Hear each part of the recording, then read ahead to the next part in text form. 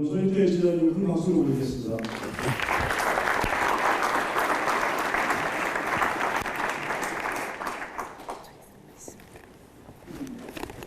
네, 네, 안녕하세요. 잘 만드셨네요. 이거 제 메일로 좀 보내주세요. 왜 딴 데 가면 이런 거 안 만들어주지? 여기 오니까 만들어주시네요. 여러분들 만나서 정말 반갑습니다. 저는 지휘자 서희태입니다. 안녕하세요.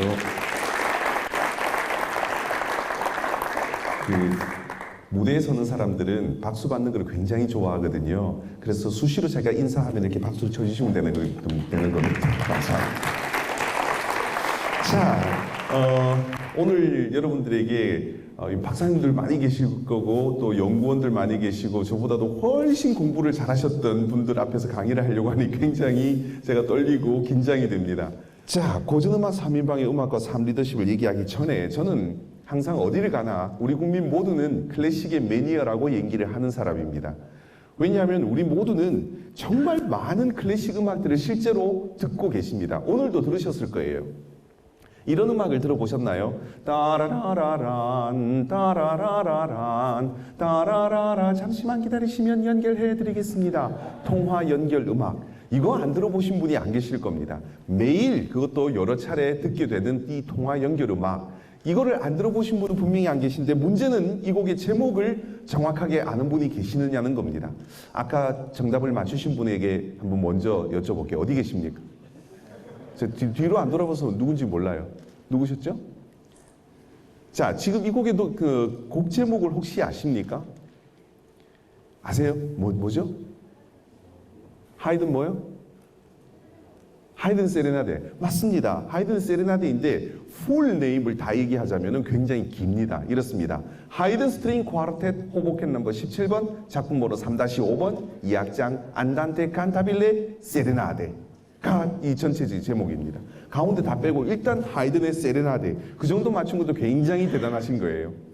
제목이 길고 복잡합니다. 그러니 우리는 이 음악을 알고 있으면서도 압니까? 물어보면 잘 몰라요 라고 대부분은 대답을 합니다. 제가 어렸을 때 좋아하던 아이스크림 선전에도 클래식이 나온 게 있었습니다. 여러분들도 아마 보셨을 텐데 이런 거였습니다. 빠밤 빠밤 빠밤 빠밤 빠밤 조스가 나타나다. 조스바 롯데 삼강 이런 거 있었습니다.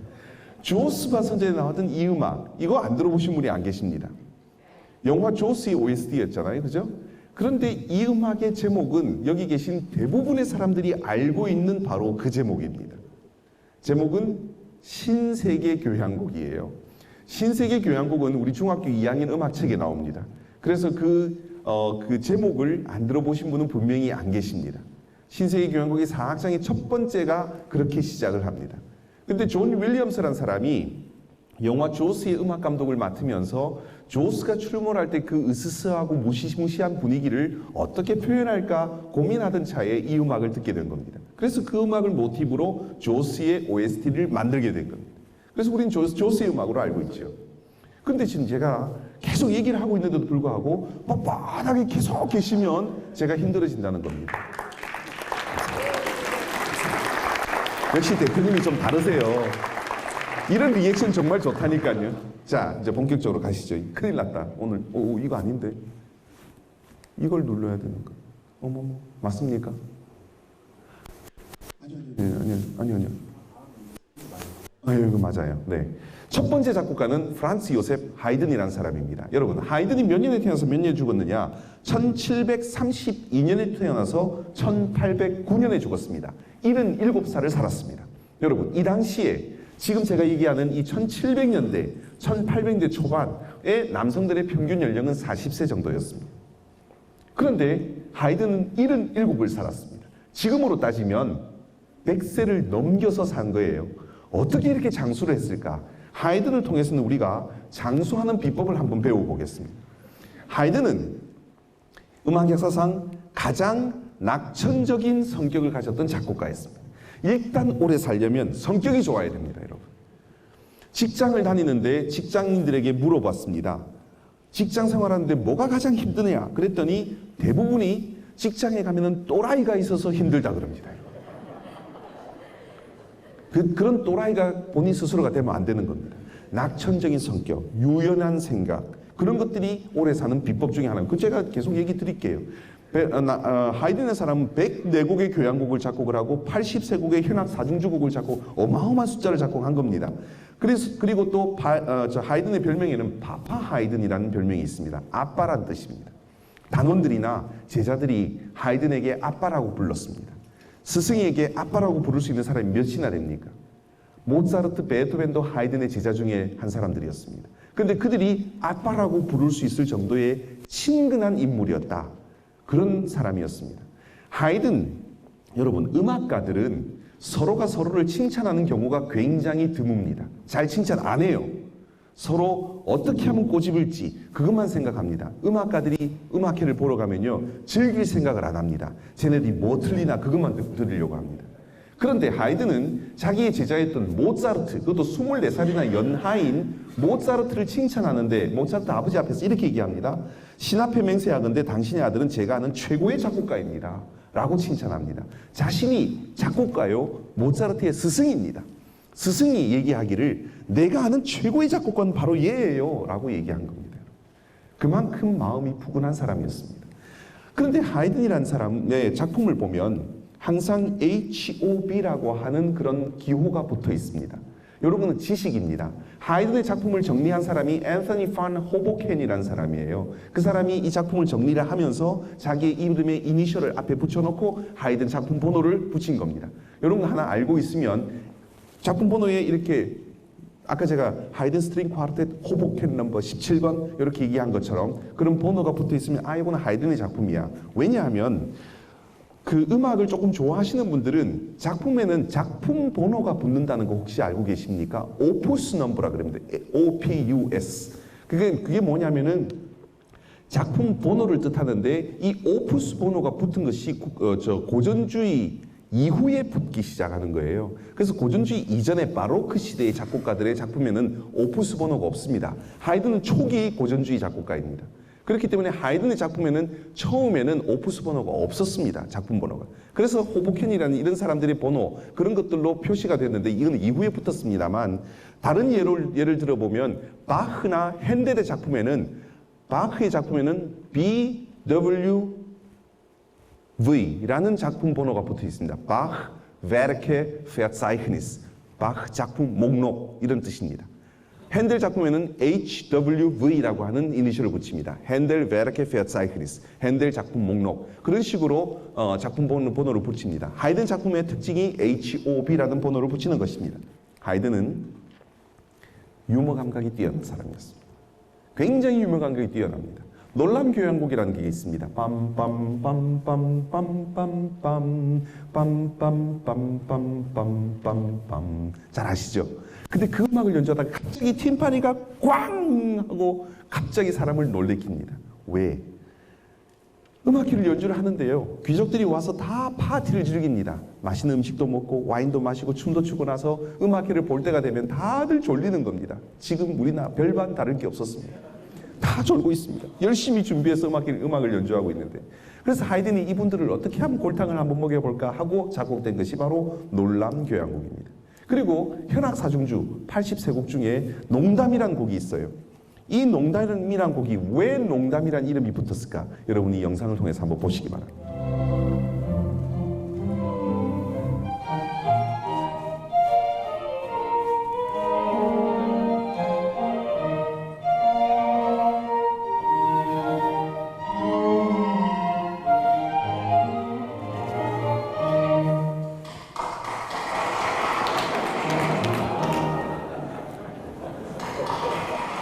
이제 끝난 겁니다. 여러분 생각해 보세요. 새로이 작곡된 곡을 그 곡이 언제 끝났는지는 작곡자와 연주자밖에 모르는 거 아니겠습니까? 그런데 우리나라에는요 음악회를 가면은 안다족들이 굉장히 많아요. 요즘 들어서 이렇게 음악회 가면은 악장과 악장 사이에 박수를 치지 말라고 안내 멘트도 하잖아요. 근데 박수를 모르고 또 치는 사람도 있습니다. 그러면 안다족들이 이럽니다.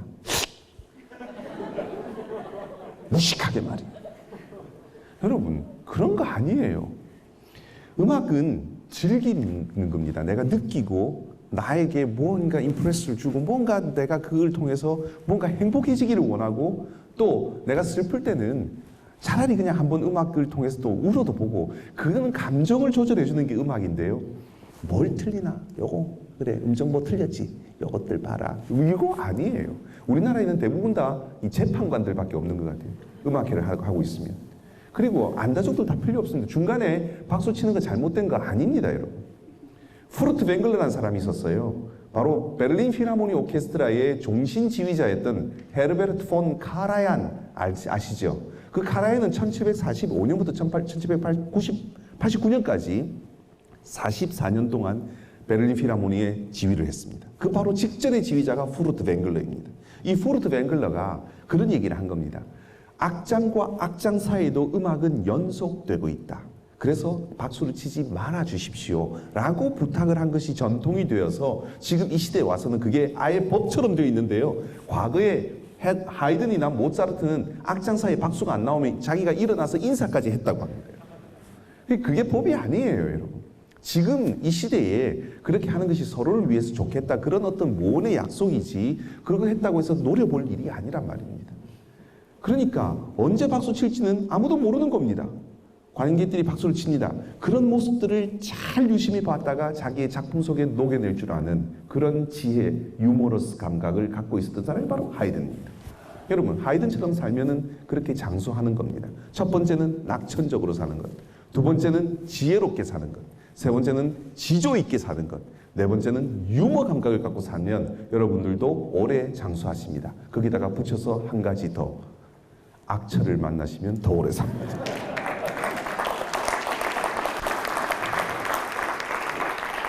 두 번째 작곡가는 볼프강 아마데우스 모차르트입니다. 우리는 모차르트를 음악의 천재, 음악의 신동이라고 얘기를 합니다. 왜 모차르트 음악의 신동이라고 할까요? 그 이유는 이미 모차르트는 3살 때 자기가 피아노 배운 적도 없는데 누나가 피아노 치는 모습을 보고 지가 혼자서 피아노를 쳤습니다. 저는 이런 애들 보면 정말 화가 나요. 5살에 작곡을 합니다, 여러분.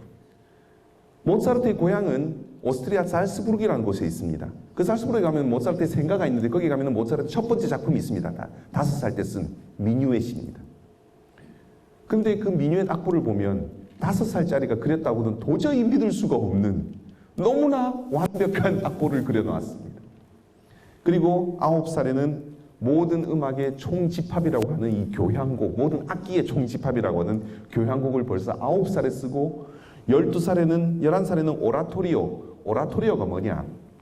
오라토리오는 오페라는 여러분 아시죠? 종합예술입니다. 오페라에는 여러 가지 그 노래들, 뭐 독창, 중창, 뭐 삼중창, 사중창, 합창, 그리고 교향곡, 오케스트라, 그리고 연출, 무대, 조명, 뭐 연기, 분장, 이런 것들이 총집합되어서 이 종합예술을 우리가 오페라라고 합니다.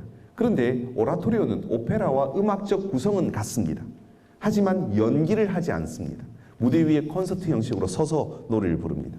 그런 것이 오라토리오고, 거의 대부분의 주제가 종교적인 주제를 갖고 있다. 그게 오라토리오입니다. 11살에 이미 오라토리오를 쓰고 12살에는 오페라를 씁니다.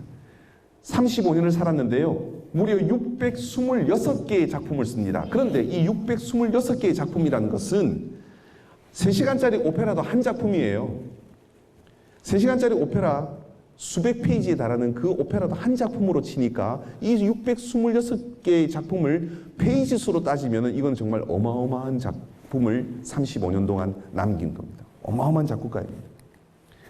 모차르트, 뭐 이렇게 이 제 슬라이드가 아닌데 이렇게 막 왔다 갔다 하니까 헷갈려 죽겠네요. 모차르트는 음악의 천재 또는 인류 역사상 최고의 천재였다고 합니다. IQ가 무려 230에서 250 정도로 추정합니다. 역시 박사님들이 많은 곳이라 아무도 놀라지 않으시는군요. 230 있으십니까, 여러분? 우리가 흔히 IQ가 130 정도 되면 머리가 좋다고 그래요. 140은 아주 좋은 겁니다. 150부터는 천재라 그럽니다, 여러분. 근데 거기서 100이 더 올라갔는데 왜 아무도 안 놀래요? 기분 나쁜데요. 모차르트는 스스로 그런 얘기를 합니다. 나는 머릿속에서 완성된 스코어가 악보입니다. 머릿속에서 완성된 악보를 그저 오선지에 옮기고 있을 뿐이라고 얘기를 합니다. 그래서 조금 이따 제가 모차르트의 악보를 보여드리겠습니다. 수정한 흔적이 거의 없습니다. 완성된 걸 그냥 그리고 있으니까 여러분 수정할 이유가 없잖아요. 모차르트의 천재성을 우리가 느낄 수 있는 한 가지 예가 있습니다. 모차르트가 14살 되던 해에 모차르트는 아버지와 함께 이탈리아로 연주 여행을 떠납니다. 이탈리아 로마에 가면 바티칸이 있습니다. 그 바티칸 안에는 아주 아름다운 성당이 하나 있는데 바로 성 시스티나 성당입니다. 이 성 시스티나 성당이 뭐 하는 곳인지를 여러분 잘 아시죠? 최근 1년 전에 교황 선출 콘클라베 교황 선출하는 곳이 바로 이곳입니다.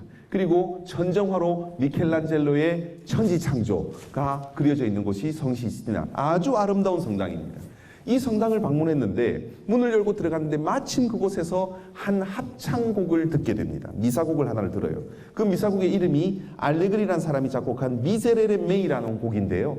이 곡에는 이런 단서가 붙어 있습니다. 이 곡의 악보를 유출하는 자는 파문에 처하노라. 그래서 유일하게 그 성 시스티나 성당 안에서만 연주할 수 있는 그런 곡이었습니다. 과거엔 그런 곡들이 꽤나 있었습니다. 왕실에서 연주되는 곡은 밖으로 못 나가게 했었습니다. 또 성당에도 그런 곡들이 꽤나 있었어요. 바티칸 안에서만 연주할 수 있는 곡, 밖으로 절대 유출하지 못한다. 이런 단서들이 있었는데 그만큼 아름다운 곡이라는 얘기입니다. 이 곡은 10분짜리 2부 합창곡인데 9개 성부로 되어 있었습니다. 우리가 흔히 합창이라 그러면 4개 성부, 소프라노, 엘토, 테너, 베이스 4개 성부인데 9개 성부의 2부 합창곡이고 곡 길이가 10분짜리예요. 근데 이 곡을 모차르트가 한 번 듣고 집에 가서 그걸 그대로 악보에 필사했다고 합니다.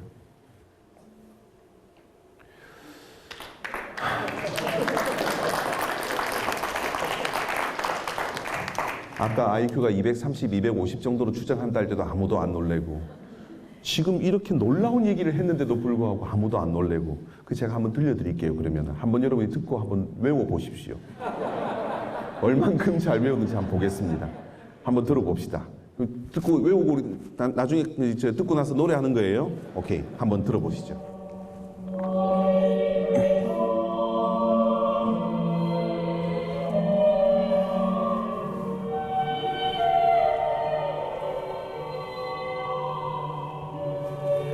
네, 그 10분 동안 다 들으면 여러분 외우기 힘드니까 여기까지만 듣겠습니다. 자, 다 외우셨죠? 아까 아무도 안 놀랬잖아요. 자, 외웠으니까 한번 노래를 불러보겠습니다. 자, 시작! 이게 여러분 말이 그런 거죠. 이게 말이 안 되는 일입니다. 그런데 모차르트의 머리는 그랬습니다. 저는 그렇습니다. 이렇게 통화를 하다가 친구가 다른 친구의 전화번호를 물어요. 그러면 찾죠. 찾아서 외웁니다. 한 서너 번 정도 읽으면서 외웁니다. 근데 외워졌다 싶어서 또 안 보고 한번 해보죠. 010 뭐 이렇게 해보고 나서 자신 있게 귀에 딱 대면 010밖에 생각이 안 나요. 그게 일반적인 사람들의 머리예요. 근데 여러분 10분짜리 그 복잡한 합창곡을 한 번 듣고 그대로 그 장소에서 아니고 집에 가면서 사람들 만나서 인사했지 않겠습니까? 오, 너 아마데우스 왔니? 네, 아저씨 안녕하셨어요. 오랜만이에요. 인사하고 집에 가서 그걸 필사했다. 여러분, 이 보통 사람의 머리가 아니었습니다. 보십시오, 악보를. 고친 흔적이 거의 없습니다. 초고 악보입니다. 그만큼 아까 뭐라 그랬습니까? 나는 내 머릿속에서 완성된 악보를 그저 오선지에 옮기고 있다. 그렇게 말할 만큼 모차르트의 악보는 깨끗합니다. 나중에 제가 베토벤의 악보를 보여드리겠습니다. 얼만큼 차이가 나는지 한번 비교해 보시는 게 좋을 것 같습니다. 모차르트의 작품, 아까 하이든의 작품에는 HOB, 호보켄 넘버를 붙인다 그랬습니다. 모차르트 작품에는 K 또는 KV라고 하는 이니셜을 붙이는데 그것은 Köhlverzeichnis, 교혈 표시라는 뜻입니다. 그래서 그 모차르트의 작품에는 K 또는 KV가 붙는다. 그래서 köhl 작품 번호 1번 아까 제가 알려드렸습니다. 뭐겠습니까? 5살에 작곡한 민요의 바로 köhl 번호 1번입니다.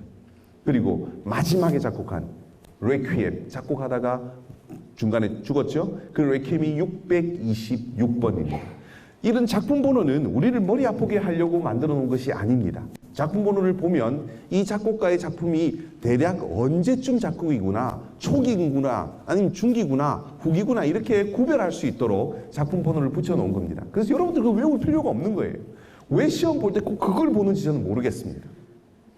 저는 제가 지휘자고 그런 것들을 강의하기 위해서 억지로 외우는 정말 힘들어요, 여러분이 숫자 외우는 거. 하지만 저는 외워야 될 필요성이 있지만 여러분들 그거 외우고 있을 이유가 하등의 이유가 없습니다. 대부분은 자랑하려고 외웁니다. 자랑할 필요에 뭘 그렇게 자랑하려고 그러세요? 저는 자랑하는 거 별로 안 좋아합니다. 여러분, 자랑하려고 외우지 말고 그냥 이런 작품들이 있구나. 아, 그래. 모차르트는 저런 작품이 있었어. 그래, 좋았다. 뭐 그 정도 생각하시면 되겠습니다. 모차르트 작품도 우리가 한번 들어보시죠. 몇 가지 제가 작품을 짧게 편집을 해놨는데 이 곡을 들으시면서 거기 보면은 쾌혈 번호가 나옵니다. 번호를 보시면은 이게 언제적 작품이구나 대충 아마 감이 오실 겁니다. 한번 보시죠. 쇼생크 탈출이라고 하는 영화가 있었습니다. 제수들이 밖에서 이렇게 멍하게 시간을 보내고 있는데 어느 순간 갑자기 스피커를 통해서 모차르트의 피가로의 결에 나오는 편지 중창이 들려옵니다. 제수들이 멍하니 그 소리 나는 곳으로 바라보고 있는 그 장면은 정말 이 영화에서 가장 명장면이 아니었는가 싶습니다. 이런 부분에 음악이 사용되는 거예요.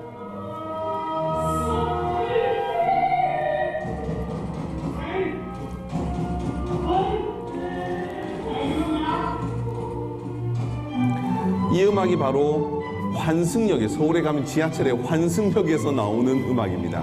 아이네 클라인의 나흐트 무직의 사막자 미뉴엣입니다. 쾌혈 번호가 525번. 이미 후기 작품에 속하는 거예요. 아까 그 피가로의 결혼도 후기 작품에 속합니다. 모차르트의 50곡의 교향곡 중에 아마 가장 유명한 곡이 40번 이 곡이 아닐까 싶은데 1악장. 많은 분들이 이 멜로디는 어디선가는 들어보셨을 겁니다.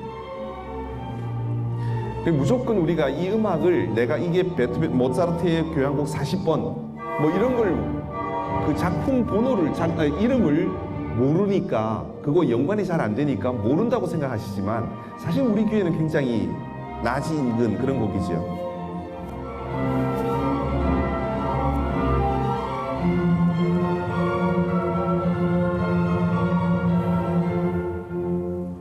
그 다음 곡은 제가 개인적으로 가장 좋아하는 곡 중에 하나입니다. 클라리넷 협주곡의 제2악장 아다지오인데 이 장면은 영화 아웃 오브 아프리카의 한 장면입니다.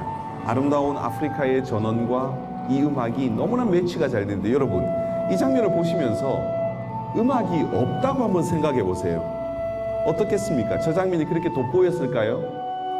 그렇게 음악과 영상과 미술이 모든 것들이 융합되고 복합되었을 때 최고의 시너지가 나는 겁니다. 저는 과학자들에게도 그게 필요하다고 생각합니다.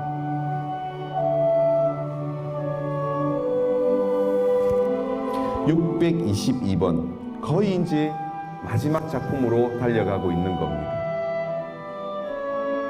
이때 모차르트는 굉장히 그 건강이 안 좋았을 때였습니다. 거의 거동도 못할 정도로.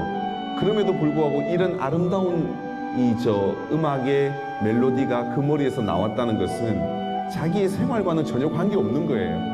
그냥 그 사람은 음악 자체였습니다. 모차르트는. 자, 여러분 영화 아마데우스를 기억하는 분들이 많을 거예요. 제일 첫 장면에 바로 이 음악이라면 라크리모사, 레퀴엠, 진혼곡인데요. 이 작품이 모차르트의 마지막 작품입니다. 이 작품을 작곡하고 나서 모차르트는 숨을 거두는데 결국은 이 곡은 미완성이었고 모차르트의 장례식에 초연이 되었습니다. 자신이 작곡한 그 곡을 자기의 장례식에서 관속에서 들었던 겁니다.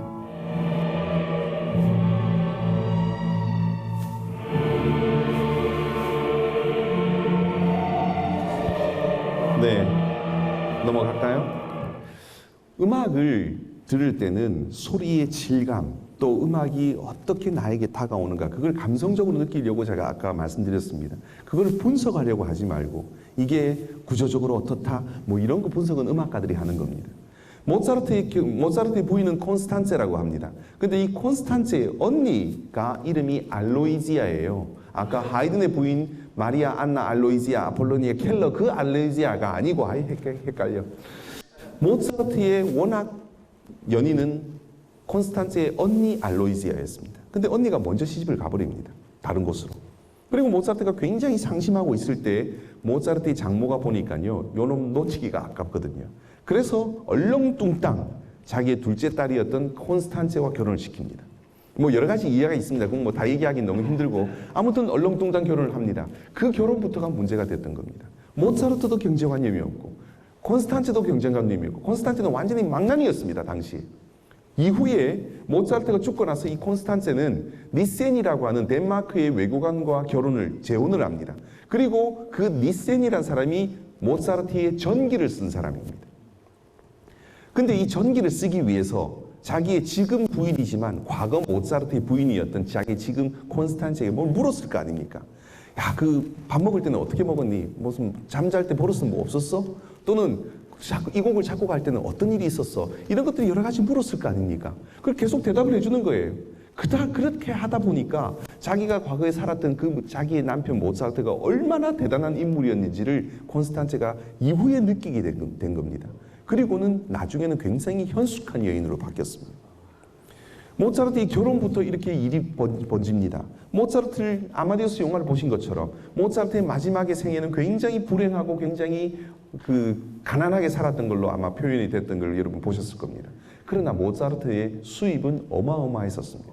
지금 시대로 따지면 요즘은 싸이가 좀 조용하죠. 마이클 잭슨도 조용하고 아무튼 그 정도의 인기남이었었어요. 그러니까 돈도 잘 벌었습니다. 그런데 모차르트에게는 아주 하나의 나쁜 버릇이 있었는데 두 사람 경제관념 안 좋다는 건 벌써 말씀드렸고 모차르트는 갬블러였습니다. 노름꾼이었어요.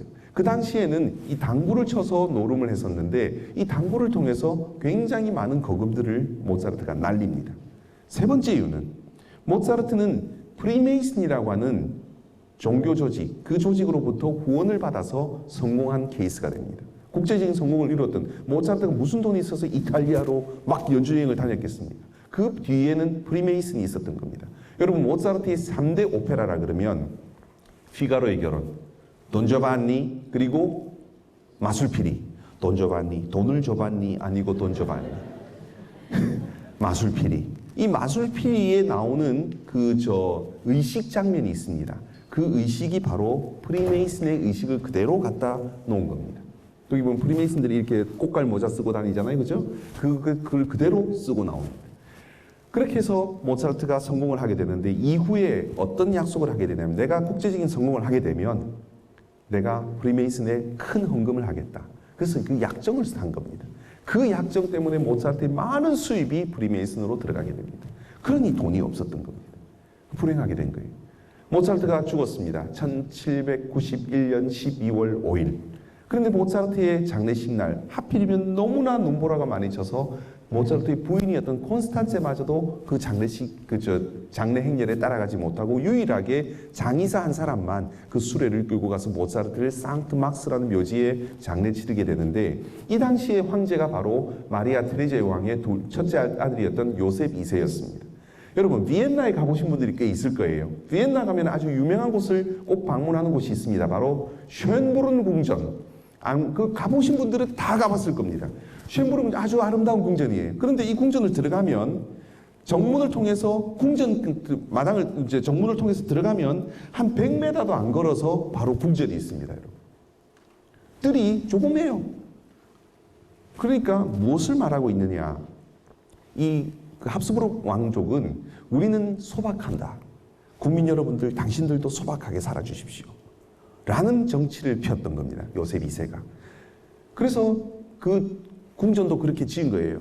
뜰을 조그맣게 해놓고. 근데 여러분 그 궁전 뜰을 지나서 궁전을 지나가 보면 뒤에는 어마어마한 화려한 정원이 나옵니다. 겉으로는 소박함을 내세웠지만 속으로는 진리를 다 챙겼던 사람이 바로 합스부르크 왕족이었습니다. 그래서 일반적인 그 법을 하나 만듭니다. 장례법을 만드는데 일반인들은 관도 제사용을 해야 되고 무덤 또한 제사용뿐만 아니라 합장을 유도합니다. 한 구덩이에 6구 내지 7구 그 패밀리 묘가 아니에요. 가족 묘가 아니고 일반인들은 그냥 섞어서 집어넣는 겁니다. 6구 내지 7구. 그리고 귀족들은 가족묘를 만들었습니다. 모차르트는 귀족이 아니었습니다. 모차르트는 어느 구덩이에 들어간지를 모릅니다. 모차르트를 장례식 치렀던 이 장의사가 우리 당대의 최고의 음악가인 모차르트 장례를 내가 치르는데 나중에 어떻게든 이 유고를 찾아야겠다라고 생각하고 몸에다가 쇠사슬을 감아서 모차르트 장례를 치렀답니다. 그런데 그 상트막스 묘지를 지금껏 파고 있는데 아직도 모차르트의 묘를 찾지 못한 겁니다. 유고를 찾지 못한 겁니다. 비엔나 근교에 가면은 센트랄 프리트호프라고 하는 이런 공동 묘지가 있습니다. 센트랄 프리트호프에 가면 음악가 묘지가 한 곳에 모여 있어요. 이게 바로 베토벤, 제일 왼쪽이 베토벤의 묘고요. 가운데 있는 게 모차르트 묘고, 슈베르트, 그 옆에 요한 슈트라우스, 그 옆에는 브람스, 그 뒤에는 요한 슈트라우스 아버지, 그 옆으로 가면 쉔베르크, 이 건너편에는 경기계병 서곡을 작곡한 숲베, 정말 많은 음악가들이 한 곳에 모여 있습니다. 그런데 가운데 있는, 정가운데 있는 이 모차르트의 묘는 빈 무덤입니다. 여러분, 무덤 하나 남기지 못했습니다. 어떻게 보면 좀 그 최후가 굉장히 불행한 것처럼 우리에게 비춰집니다. 하지만 베토벤, 이란 사람은요, 우리가 악성이라고 얘기를 합니다. 모차르트는 음악의 천재, 음악의 신동, 정말 대단한 사람이다. 우리 모두가 생각할 때 깜짝 놀랄만한 사람입니다. 하지만 베토벤을 우리는 악성이라고 얘기를 합니다. 음악의 성인이라고 합니다. 왜 그렇게 했습니까? 베토벤의 작품 하나하나가 음악사의 길이 남을 명곡들입니다. 특히나 베토벤을 우리는 악성이라고 얘기하면서 18세기 교향곡의 왕이라고 얘기를 합니다. 교향곡의 왕이 달랑 9곡의 교향곡을 썼어요. 아까 하이든은 몇 곡이라고요? 104곡. 모차르트는 50곡. 숫자로 따지면 게임이 안 되지 않습니까? 그런데 베토벤을 교향곡의 왕이라 그럽니다. 왜 그러냐? 이 교향곡 작품 하나하나가 너무나 음악적인 가치가 뛰어난 겁니다. 여러분, 3번 에로이카, 영웅, 5번 운명, 6번 전원, 9번 합창, 이런 거는 그냥 이름만 들어도 다 아시지 않습니까? 운명 교향곡 안 들어본 사람 있습니까? 실제로 공연장에서 들어본 사람은 극히 소수겠지만 집에서 오디오를 통해서는 빰빰빰빰 이거 안 들어본 사람이 어디 있겠습니까? 전 세계인 중에. 거의 대부분의 세계인들이 다 들어본 음악이 바로 베토벤의 운명교향곡입니다. 그런데 여기서 베토벤의 운명교향곡의 제목은 운명교향곡이 아닙니다. 여러분. 베토벤 교향곡 5번 C 마이너, 작품 번호 67번, 이 교향곡의 제목입니다. 근데 왜 운명교향곡이라고 할까? 다른 것들은 에로이카, 이것도 후대에서 지어준 거고요. 전원이나 합창은 베토벤 자신이 지은 겁니다. 그런데 이 운명이란 말은 왜 나오게 됐냐면은 베토벤의 비서 중에 안톤 쉰들러라고 하는 사람이 있었습니다. 이 안톤 쉰들러가 마지막에 베토벤의 그 가는 길을 지켜줬던 사람이 친구이자 이 비서였는데, 이 안톤 쉰들러가 베토벤의 전기를 썼습니다. 그런데 베토벤이 이 곡을 작곡한 다음에 빰빰빰빰 운명은 이처럼 내 마음을 두드린다 라는 말을 남긴 겁니다. 그걸 전기에다 쓴 거예요. 일본 사람들이 번역하다 보니까 그러면 이것을 운명교향곡이라고 하면 되겠네 하고 일본 사람들이 붙인 제목이 바로 운명교향곡입니다. 그래서 우리 요즘 일본하고 별로 사이가 안 좋으니까 이런 제목 안 쓰는 게 좋습니다. 여러분들, 여기서 강의를 같이 듣고 나서 사람들이 물어보면 안 되니까 집에 가서 또는 친구들 만났을 때 한번 물어보세요. 베토벤의 교향곡 아는 거 있냐? 그러면은 10중 8구는 다 운명교향곡 얘기합니다. 빰빰빰, 이건 모르는 사람 없으니까. 그럴 때 여러분들이 그렇게 얘기하는 거죠. 그거는 워낙 제목이 운명이 아니고 C 마이너 교향곡이야, 이 사람아. 라고 얘기해주면 그 친구들이 정말 재수없어 할 겁니다.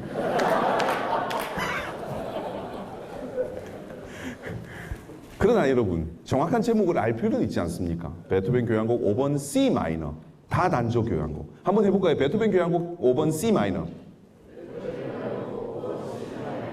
박사님들 맞으세요? 베토벤 교향곡 5번 C 마이너. 그게 원 제목입니다. 이런 거 하나 정도는 딱 외우고 있으면 써먹을 때가 꼭 있을 거예요, 여러분. 꼭 외워놓으시기 바랍니다. 그리고 베토벤은 음악 역사상 최초의 프리랜서 음악가였습니다. 프리랜서, 쉽게 말해서 자기 연주를 통해서 돈을 벌었던 최초의 사람입니다. 이전의 작곡가들을, 이전의 음악가들은 대부분 다 교회나 아니면 귀족이나 아니면 왕족들로부터 후원을 받아서 활동을 했었습니다. 하지만 베토벤은 최초의 프리랜서 음악가였습니다. 베토벤 이야기로 이제 좀 더 깊이 들어가 보시죠. 이게 슬라이드가 잘못됐어요. 지난번에도 이렇게 한번 있었는데 베토벤의 그 다음 페이지를 먼저 좀 보고요. 베토벤의 음악을 우리 한번 들어봅시다. 이런 곡들을 썼습니다. 9번 합창교향곡, 또 월광소나타 아주 유명합니다. 제가 2009년도에 올해도 사실은 같이 하기로 했었는데 2009년도에 김연아 선수하고 아이스쇼를 같이 했었습니다. 그래서 제가 직접 편곡한 이 월광소나타, 오케스트라 버전의 월광소나타 한번 들어보시고, 그 다음에 요것도 하나 좀 외워놓으면 여러분 자랑하기, 잘난 척하기 참 좋습니다. 우리가 일반적으로 협주곡, 그 뒤에 웃고 계시는 소리였었어요. 아닌가요? 뒤에 우리가 협주곡이라 하면 콘체르토라고 하잖아요. 콘체르토. 어원이 경쟁하다는 뜻입니다. 하나의 악기가 오케스트라와 경쟁하듯이 연주하는 것이 바로 콘체르토, 협주곡입니다. 그런데 바로크 시대, 지금은 저는 고전 시대를 얘기하고 있습니다만 그 이전의 바로크 시대에는 일반적으로 2대의 악기까지는 협주곡이 있어요. 그리고 고전주의 시대에 와서는 대부분 다 한 대의 악기가 오케스트라와 협연하는 구조가 정착이 됩니다. 그런데 베토벤은 피아노 트리오는 바이올린, 첼로, 피아노가 연주를 하면 피아노 트리오가 됩니다. 피아노 3중주. 피아노 3중주가 오케스트라와 협연하는 아주 독특한 구조의 음악을 하나를 만들게 됩니다. 이거 이름이 트리플 콘체르토입니다. 트리플 콘체르토. 아까 제가 그랬잖아요. 베토벤 음악 아는 거 뭐 있냐 그러면은 대부분 사람들은 운명교향곡 정도는 알지 그렇게 얘기하면은 나는 그 트리플 콘체르토 그 괜찮던데 라고 하면 여전히 재수없어 하실 겁니다. 이런 음악들까지 한번 잠시 들어보시겠습니다.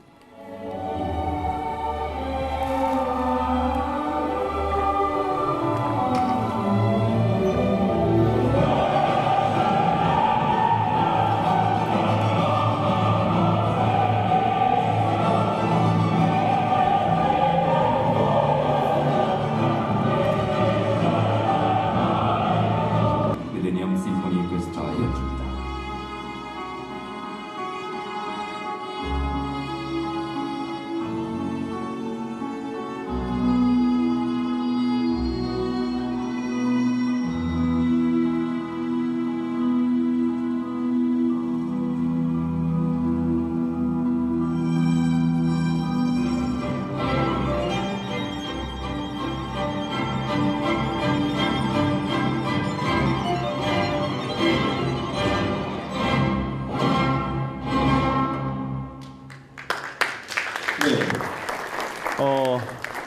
베토벤을 악성이라고 하는 이유가 뭘까? 그런 궁금증이 있을 수가 있습니다. 바로 베토벤 이 시대에 와서 지금 모습의 교향곡의 구조가 완성이 되었습니다. 모차르트나 하이든 시대만 하더라도 특히나 하이든 때는요 트롬본이라는 악기가 없었습니다, 여러분. 트럼펫도 후기 모차르트에 와서 겨우 트럼펫이 생기고요. 호른이라고 하는 악기 있잖아요. 둥글둥글 감겨 있는 호른. 그 악기만 거의 금관악기 있었습니다. 그러니까 호른과 팀파니가 거의 트럼펫과 트롬본의 역할까지 다 해야 됐기 때문에 그 당시에는 금관악기 숫자도 적었습니다. 편성도 지금의 편성이 아니었습니다. 베토벤 시대에 와서 드디어 2대의 플룻, 2대의 오보에, 2대의 클라리넷, 2대의 바스, 오케스트라 규모를 얘기할 때 관편성이라고 얘기를 하는데 그 이관편성의 모습이 확립된 것이 바로 베토벤입니다. 그래서 베토벤을 교향곡의 왕, 악성 이렇게 얘기하는 겁니다. 이 베토벤이라는 사람의 악보를 한번 보십시오, 여러분. 아까 우리가 봤던 모차르트의 악보와 사뭇 차이가 많이 납니다. 무슨 말이겠습니까, 여러분? 베토벤은 모차르트 같은 천재가 아니었다는 얘기입니다. 이게 어디가 음표고 어디가 오선지고 어디가 제대로 된 건지 하나도 알 수 없을 만큼 정말 이게 아주 지저분한 악보를 우리가 볼 수 있습니다. 베토벤의 작품을 한번 쭉 훑어보겠습니다. 베토벤은 비창, 월광, 열정 등 32개의 피아노 소나타, 황제를 비롯한 5개의 피아노 협주곡, 봄을 비롯한 바이올린 소나타, 그리고 피아노 3중주곡, 또 바이올린 협주곡도 있고 바이올린, 첼로, 피아노를 위한 이런 곡들. 여러분 특히나 많이 보이는 악기가 하나 있죠. 뭡니까? 피아노잖아요. 여러분 베토벤은 작곡가가 처음에는 아니었습니다. 베토벤은 피아니스트였습니다. 최초의 프리랜서 음악가, 피아노 쳐서 먹고 살았던 사람이었습니다. 베토벤은 모차르트보다 14살이 연하입니다. 어느 날 베토벤의 아버지가 밖에 나가다 들어왔는데 베토벤의 아버지, 할아버지 둘 다 음악가였습니다. 아버지가 보니까 자기 아들 베토벤도 모차르트에 능가할 만한 천재처럼 보였던 겁니다. 그래서 그 3살짜리를 집에 감금을 시키고 피아노 연습을 시키기 시작합니다. 7살이 됐을 때 독주회를 열 만큼 베토벤은 대단한 피아니스트가 됩니다.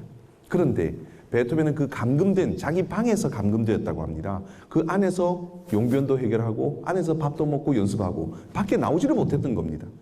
그렇게 해서 훌륭한 피아니스트는 됐지만 베토벤은 정신착란증과 폐쇄 공포증을 앓게 됩니다. 그 병이 죽을 때까지 56년을 살았던 베토벤에게 죽을 때까지 베토벤을 괴롭힌 그런 지병이 됩니다. 베토벤은 훌륭한 피아니스트가 되었습니다. 22살에 그 전에 17살에 위엔을 한번 왔었습니다만 어머니가 돌아가시는 바람에 다시 본으로 돌아갔다가 22살에 본격적으로 위엔으로 와서 활동을 시작합니다. 그리고 프리랜서 음악가로서 음악회를 열어서 표를 팔아서 돈을 법니다. 그렇기 위해서 자기가 새로운 곡들을 작곡해서 신곡 발표회 이런 거를 우리 요즘 가수들도 그러지 않습니까? 새로운 앨범 발표 그런 거를 해서 가수들이 자기의 이름을 내지 않습니까? 우리나라의 가수 중에 유일하게 자기 신곡 없이 유명한 가수가 된 사람이 한 사람이 있어요. 조영남 씨. 자기 곡 하나도 없어요. 근데 여러분 대부분의 가수들이 자기를 알리기 위해서는 신곡을 발표합니다. 베토벤도 자기가 신곡을 발표해서 자기가 피아니스트로서의 입지를 굳히기 위해서 조금 피아노 곡들을 썼던 겁니다. 그러다가 26살이 되는 해에 갑자기 귀가 안 들리는 겁니다. 여러분 연주를 하고 있는데 오케스트라 소리가 갑자기 안 들려요. 혼자서 막 칩니다. 오케스트라하고 안 맞습니다. 음악회가 엉망이 됐겠죠. 그 다음부터 누가 그 사람 쓰려고 하겠습니까? 음악계에서 연주계에서 퇴출됩니다. 갑자기 베토벤이 왜 저러지? 야 귀가 안 들린다더라. 그렇게 베토벤은 연주계에서 퇴출됩니다. 그 다음에 베토벤의 수입의 원천은 바로 레슨이었습니다. 귀족의 자녀들, 특히나 여자 자녀들, 여자 공주들을 가리켜서 돈을 벌었는데 이 제자들이 치는 피아노 소리를 들을 수가 없습니다. 안 들립니다. 뭘 가르쳐 주겠습니까? 가르칠 수가 없습니다. 26살부터 32살이 될 때까지 6년 동안 어마어마하게 힘들게 삽니다. 그 뒤를 돌봐줬던 사람이 리히노프 백작이라고 하는 사람이 베토벤을 뒤에서 후원해 줍니다. 겨우 그 돈만 가지고 6년을 겨우 생명을 연명하면서 베토벤이 살게 되는 겁니다. 그리고는 32살이 되는 해에 죽으려고 유서를 써요. 베토벤이 얼마나 자기가 그 귀가 들리지 않는 모습이 안타까웠으면 자기가 치는 피아노 소리조차 듣지를 못합니다. 그래서 피아노 뚜껑에다 저렇게 귀를 대고 피아노 뚜껑에서 울려 나오는 그 진동을 느끼기 위해서 저런 모습을 하고 있는 것을 불멸의 린이라고 하는 영화에서 너무 잘 표현하고 있어서 제가 한번 커트를 해봤는데 한번 보시겠어요? 이런 모습이었습니다.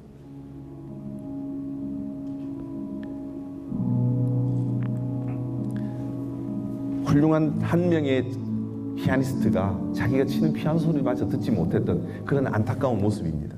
그러다가 베토벤이 32살에 결국은 유서를 쓰죠.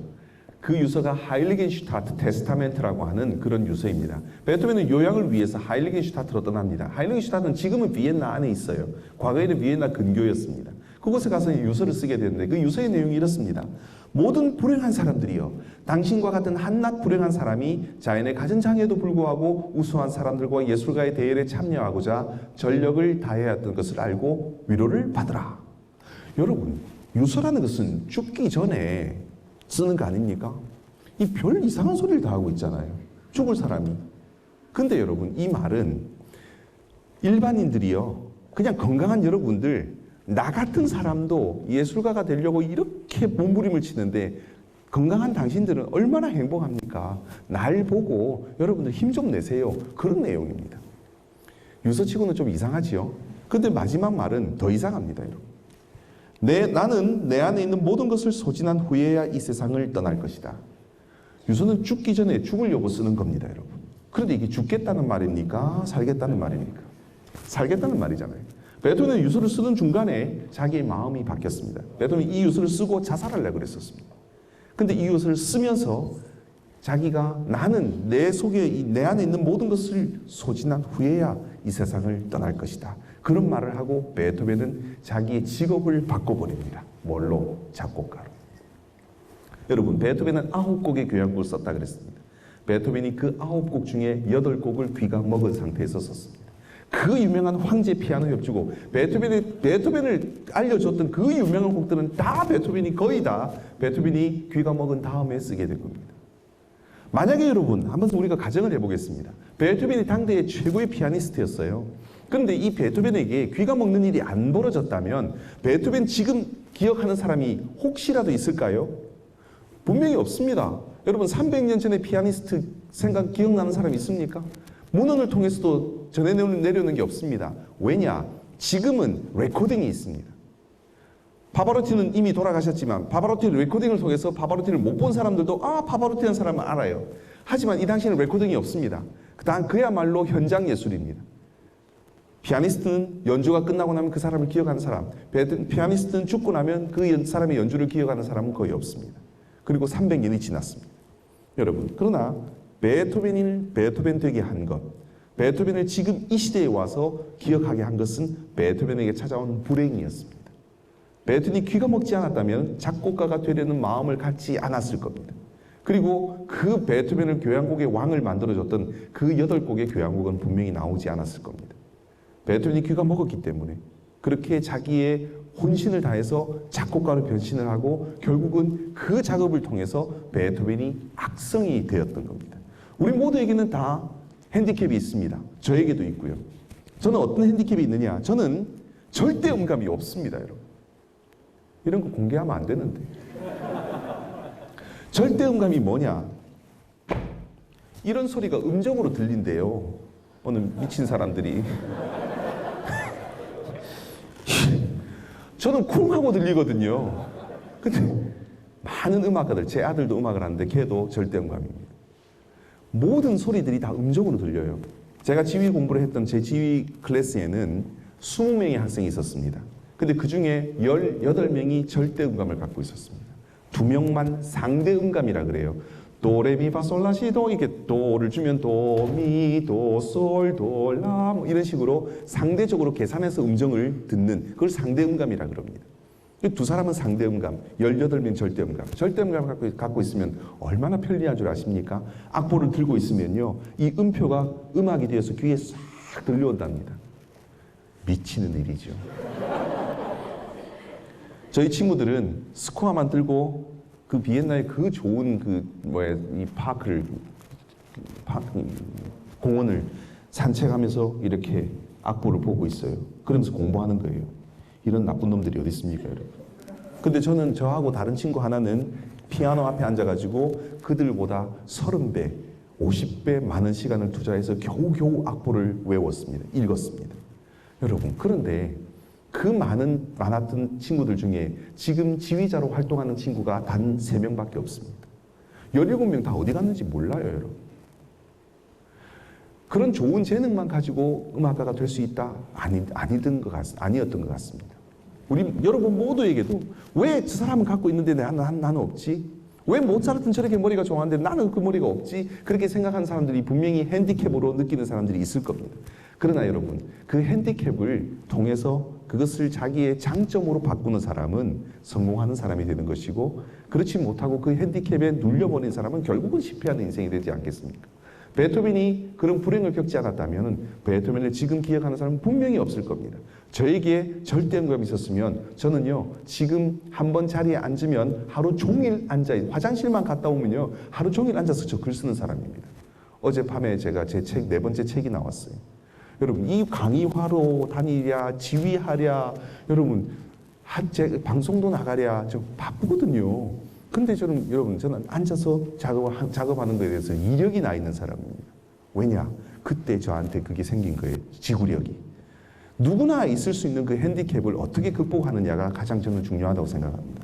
여러분, 모차르트는 그 멋진 인생을 살았지만 결국은 모차르트의 장례식에는 아무도 따라가지 못했습니다. 장례 행리에는. 그러나 베토벤은 모차르트의 빈 무덤 옆에 이렇게 멋진 무덤을 남겨두고요.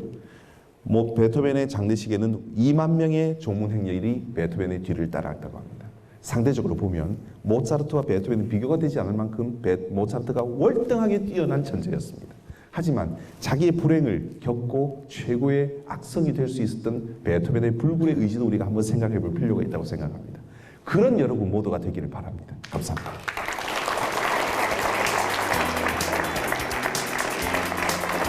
그 모든 음악하고